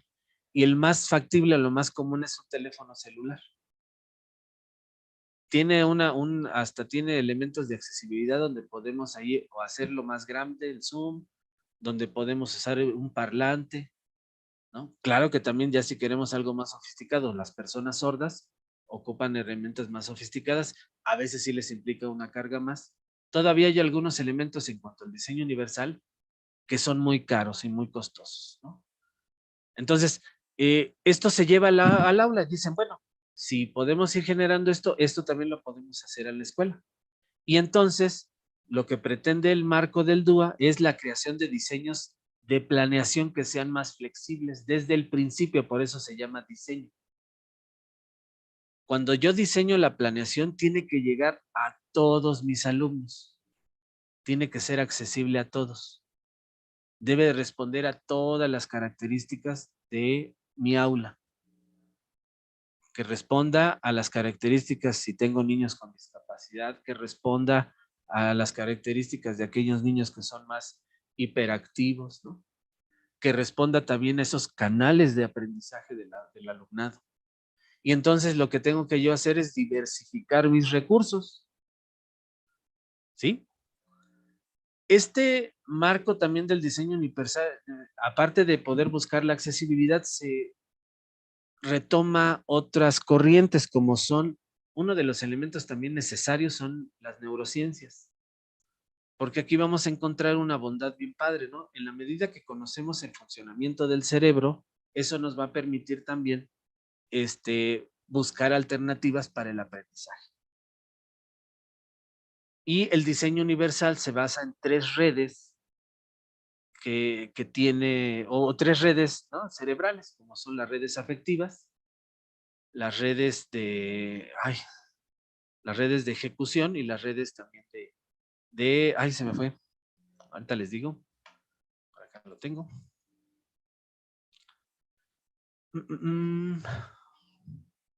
Ya no lo puse aquí. Ahorita se me fue de repente el avión, y discúlpenme. Pero son 3 redes, ¿no? Las redes de las afectivas que tienen que ver con toda la motivación y el compromiso. Las redes que tienen que ver con la forma en que yo aprendo, ¿no? Todos esos recursos que necesito para aprender. Y las redes que tienen que ver con la ejecución y la acción. Cómo represento el aprendizaje. ¿Sí? Entonces, si yo tengo claro que tengo que generar actividades motivadoras que generen el compromiso del alumno, seguramente hemos empleado muchas estrategias para poder generar la motivación, ¿no? Y eso nos habla de que debe de ser una actividad retadora, que debe de ser una actividad fulana de tal. Y entonces, hay 3 principios que se basa el diseño universal, y esos 3 principios obedecen a cada una de las redes, ¿no? Que yo les estoy mencionando. El principio 1, que tiene que ver con proporcionar múltiples formas de representación. No he actualizado esta presentación, ahí me van a disculpar porque ya hay algunos términos que ya cambiaron. Ya la tenía del año pasado y hubo una pequeña modificación, pero bueno, ahorita para poder explicarlo, las redes y los principios siguen siendo ubicados de la misma manera, nada más se transformaron algunos conceptos. El principio 2, que tiene que ver con proporcionar múltiples formas de acción y expresión, y el principio 3, que es proporcionar múltiples formas de implicación. Incluso antes estaban ordenados así, incluso ahora el tercero es el primero. El tercero, que es de implicación, tiene que ver con la motivación. Por eso lo cambiaron al principio, ¿no? O sea, si yo motivo desde el inicio, entonces voy a garantizar los otros 2 principios. Por eso ahora se ubica primero, aunque sigue siendo el principio 3, ahora es el primero. Después, el que tiene que ver con la representación, que tiene que ver con yo como docente le tengo que ofrecer maneras diferentes de hacerle llegar la información al alumno. Videos, audios, láminas, presentaciones, ¿no? Todos los recursos que me ayuden a que el niño reciba la información. Y el tercer principio tiene que ver con la acción y expresión, y que tiene que ver con la forma en que tengo que yo proponerle al alumno que represente lo que aprendió, ¿no? Y de ahí van a surgir, vamos a encontrar en el diseño universal para el aprendizaje los principios, van a existir unas pautas, que así se llaman, y unos, se me fue el nombre también del último, puntos de control, así se llama. Así está dividido el diseño universal. Entonces, cada uno responde a esas redes que les decía, y esas redes me van a permitir garantizar el aprendizaje. Entonces, el diseño universal, desde su diseño, es flexible y me permite llegar a todos mis alumnos. De manera así muy general les describiría el diseño universal. No sé si las convencí. Pero sí tiene muchas bondades este diseño, porque nos hablar de estos 3 elementos bien importantes, y además retoma autores como Vygotsky, Brunner, y otros elementos. Y por ejemplo, hablando de Vygotsky, esta parte de la zona de desarrollo próximo es vital y también es importantísima para involucrar en el diseño, ¿no? Y además, hablando de diseño universal, también tenemos que hablar de un chorro de cosas, ¿no? Metodologías de enseñanza, estrategias de aprendizaje, gamificación, que trabaja mucho David, y muchos elementos que están en torno a hacer un aula flexible y que esté adaptada a las características de todo el alumnado. Esa es la bondad que tiene el diseño universal para el aprendizaje. No sé si les haya respondido un poco la pregunta, pero es que es un tema bastante largo. ¿Qué opinan Carmen o Ale? Sí, y en general lo que busca es esto que platicábamos ayer, generar ambientes de aprendizaje. O sea, no se ve una lección, se crean ambientes donde el niño puede interactuar. Entonces puede decidir un poquito algunas variantes. O bien la intención de que el maestro participe no es esperarte hasta el final, hasta tener el producto, sino al momento en que tú lo necesitas, evalúas y vuelves a retroalimentar, pero también vuelves a dirigir la clase. Entonces es algo muy flexible esa parte del diseño universal para el aprendizaje. Y como bien lo dice Alfonso, eso lo pueden ver de una manera muy clara en el celular, ¿no? Ahorita también en YouTube. Ustedes ponen YouTube y pueden hacer que conforme vayan hablando, se vaya traduciendo al mismo tiempo, ¿no? Pero también pueden hacer que ese texto se vaya guardando. Pueden capturar la pantalla, pero también viene esta parte que les decía, se nota ya en las películas, ¿no? Tú puedes estar viendo una película, pero de pronto aparece un mensajito, un texto donde dice, se escucha un sonido de una lapicera cayendo, ¿no? Y uno dice, ¿para qué sirve eso? Bueno, para la persona que no escucha, le sirve de mucho porque le contextualiza sobre lo que está sucediendo. Entonces, apoyos tan sencillos, habla este diseño universal para el aprendizaje. Pues bien, no sé si quieren otra pregunta para el maestro Alfonso. Aprovechar su presencia el día de hoy.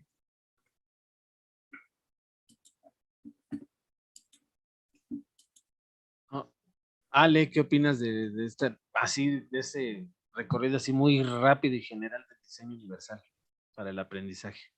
Pues la verdad tenía como que otro concepto, creo que pues de cierta forma lo hacemos, sin embargo no como tan sistematizado, ¿no? Sin considerar todo esto que estábamos justamente viendo ayer en de los ambientes de aprendizaje y considerar, ¿no? Ahorita me gustó esta parte que decían de aula flexible, ¿no? O sea, no solamente es los contenidos, ¿no? Sino el aula en general y que el niño puede interactuar en todas las actividades, ¿no? Entonces tendríamos que, yo creo que empezar a cambiar también igual esta metodología, ¿no? Que todos los niños aprenden igual, en este sentido de que en las mismas actividades todos podrían tener acceso al aprendizaje, ¿no? Yo comentaba, bueno, tengo una persona que conozco que de niño le diagnostican TDAH con hiperactividad y el doctor que lo veía le decía o le dijo a la mamá que pues que ya ni caso tenía, ¿no? O sea, como que apoyarlo ni nada porque pues ni iba a llegar a la secundaria, ¿no? O sea, como que ya estaba perdido, ¿no? Entonces, sí, yo creo que, digo, eso fue hace 40 años, ¿no? Obviamente, si ahorita en la actualidad nos cuesta trabajo, aunque ya hay más información, a pesar de que ya hay tanta tecnología o tantas situaciones desde la parte inclusive de leyes, ¿no? Que nos dicen que tenemos que considerar a todas estas personas con alguna otra necesidad especial.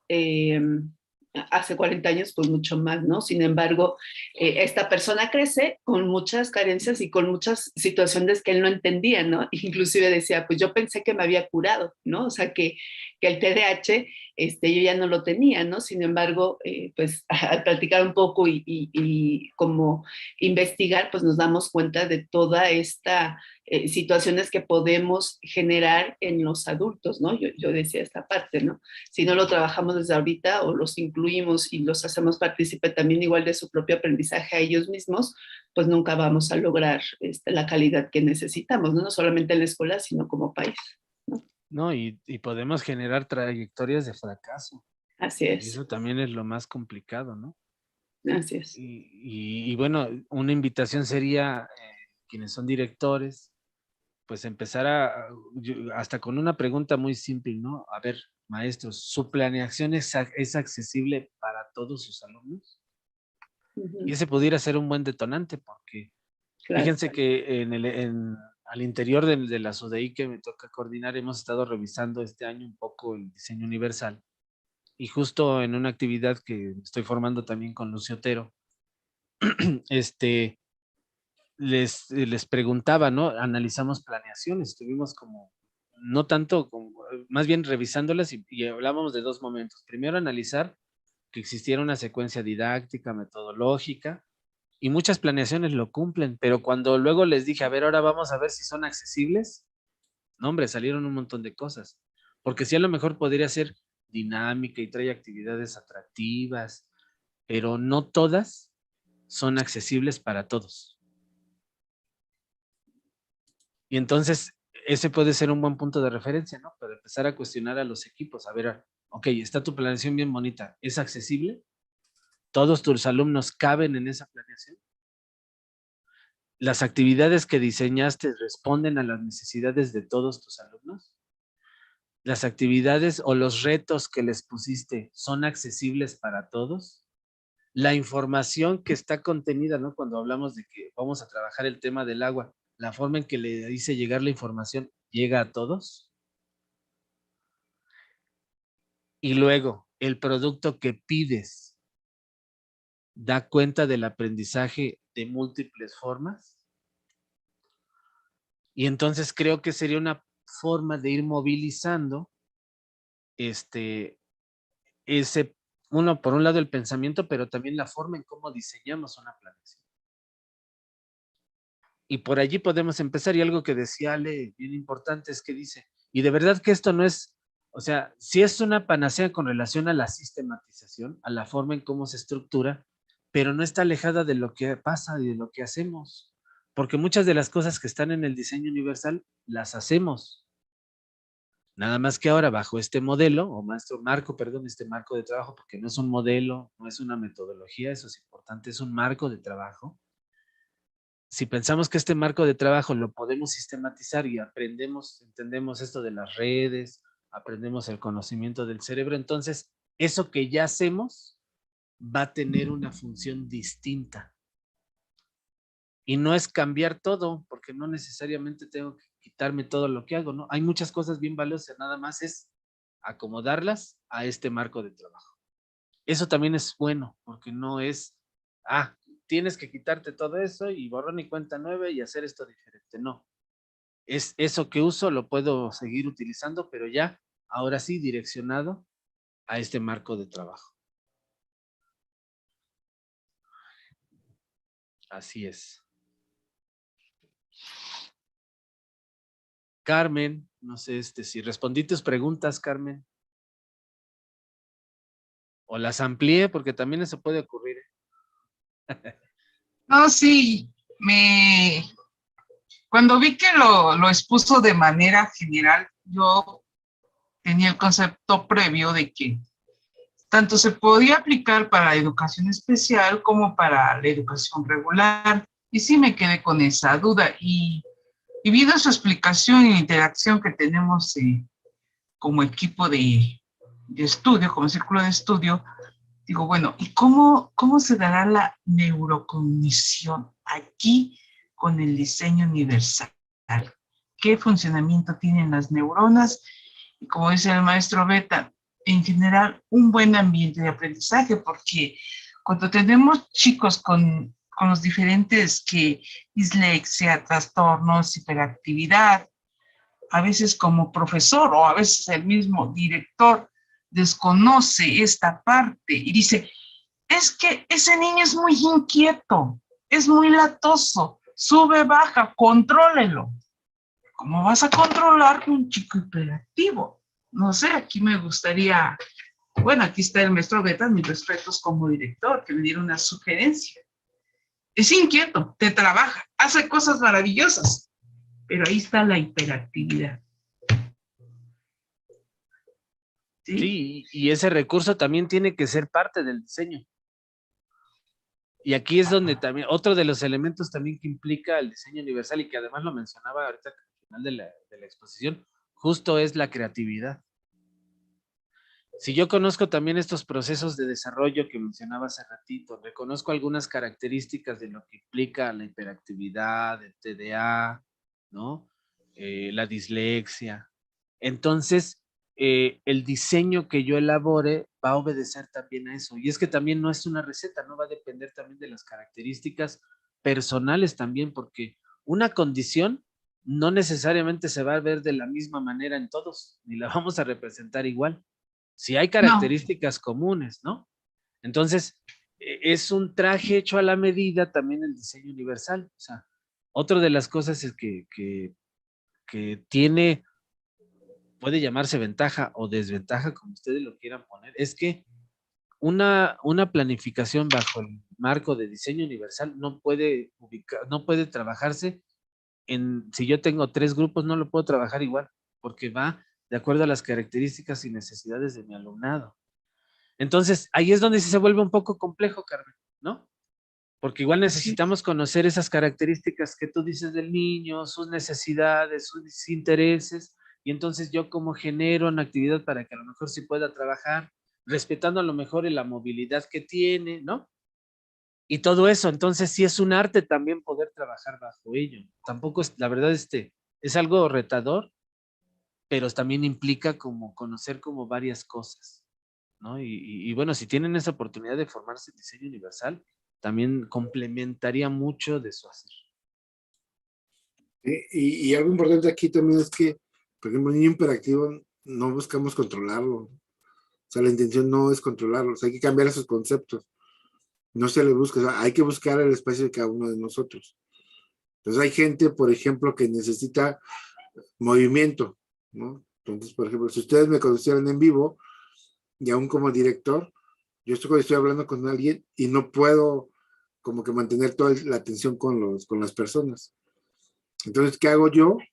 Y eso espero que no esté grabado, no sé si está grabado. O sea, yo agarro mi libretita, en una parte de la libreta apunto las cosas importantes, pero en el otro tanto, atrás de la pantalla, yo estoy dibujando y rayando porque no es que no ponga atención, pero no me concentro de esa forma. Ajá, entonces, cada uno de nosotros tiene que aprender las formas en que le ayuda a conducirse. Un niño que tiene ciertas necesidades tiene que aprender lo que decíamos ayer, cuál es su espacio y qué es lo que puede hacer.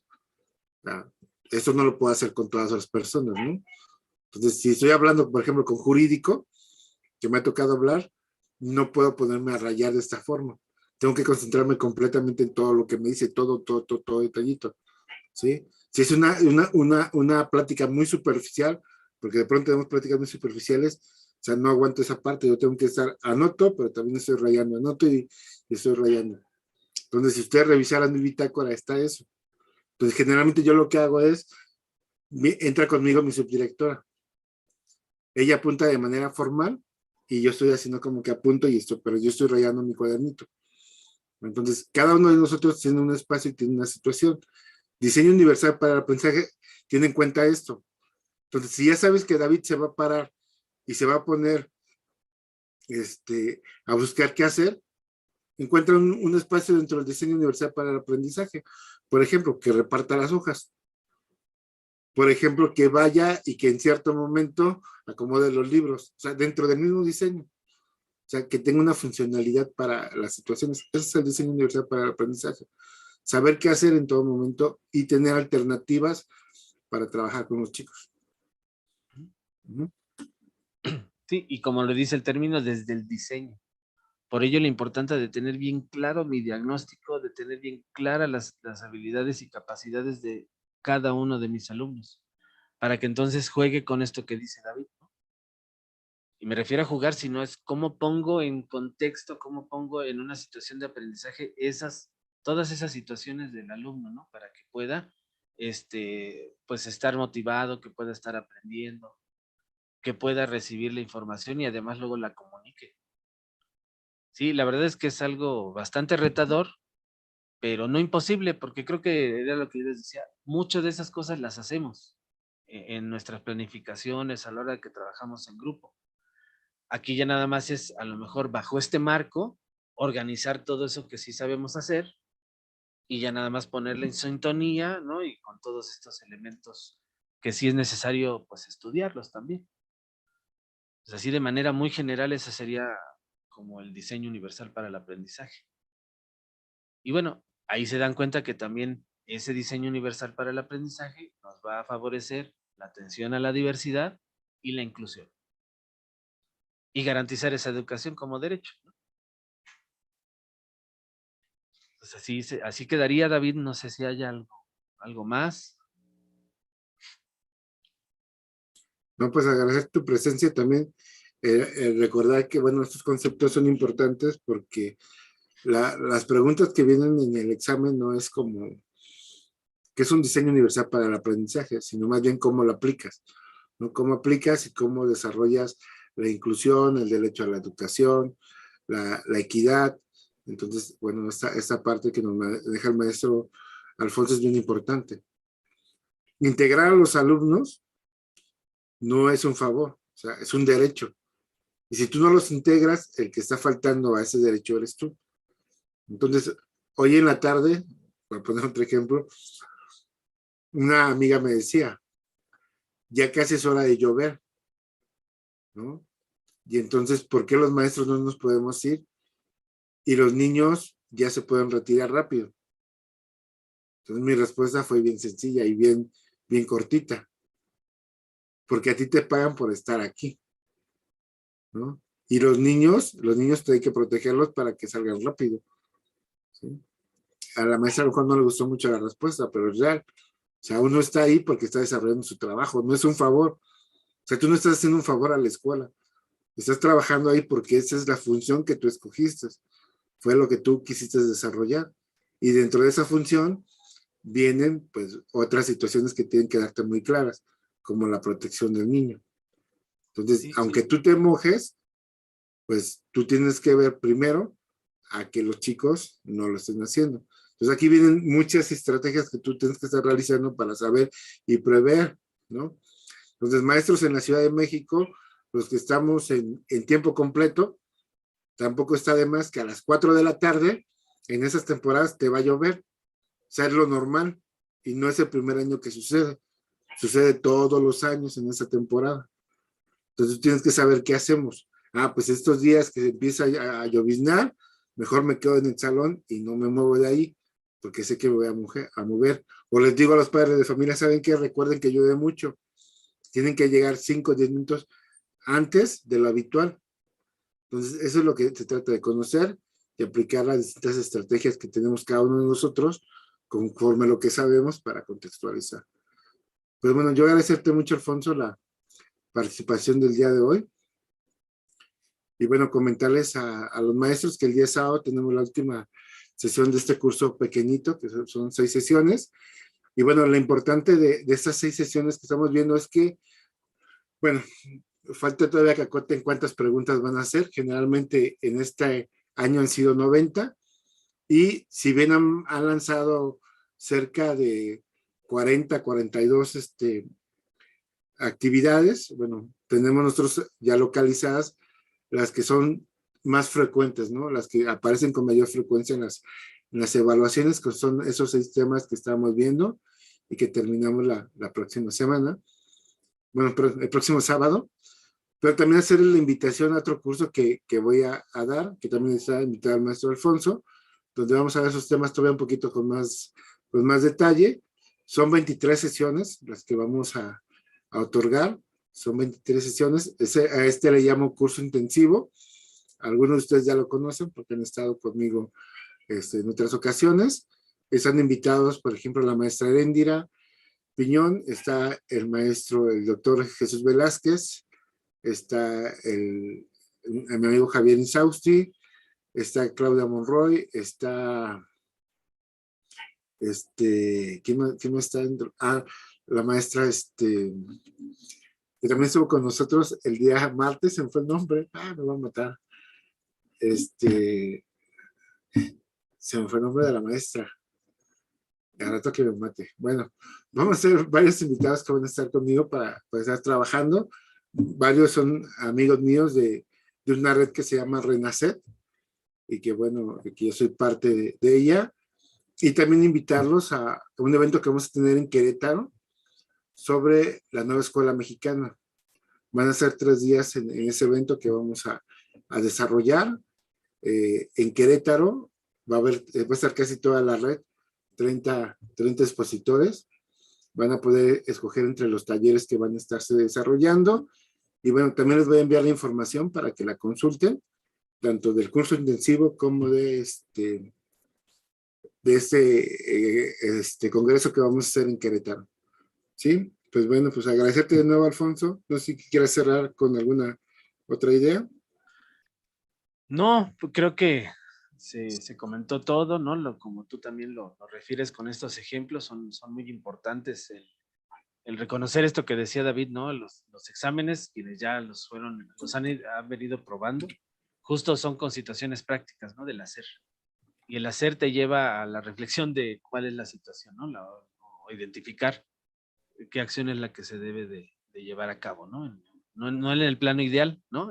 sino en lo que dice la norma, en algunos casos, ¿no? Cuando nos hablan de ellas. Les agradezco la escucha, les agradezco el tiempo y pues ahí estamos, David. Muchas gracias, compañeras. Pues éxito en este proceso también de evaluación. Pues bueno, Gracias, buenas noches. Gracias. Buenas noches. hasta el sábado nos vemos. Buenas noches. Gracias, hasta luego. Gracias, Profe, perdón, ¿el sábado a qué horas es? A las 8. Ok, gracias. De la noche. Sí, de la noche. De la noche. Sí, bueno, pues hasta luego, que se la pasen muy bien. Pero-